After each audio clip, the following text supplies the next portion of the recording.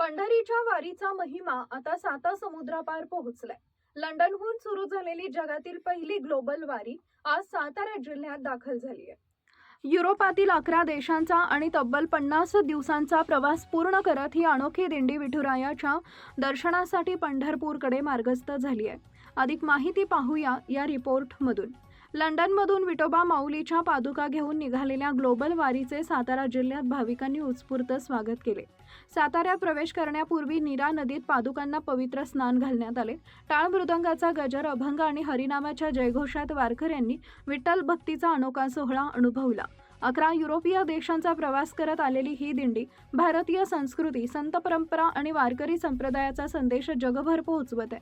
विविध देशांमधील सहभागीही या वारीत भक्तिभावाने सहभागी झाले असून आता ही दिंडी पंढरपूरकडे अंतिम टप्प्यात मार्गक्रमण करते.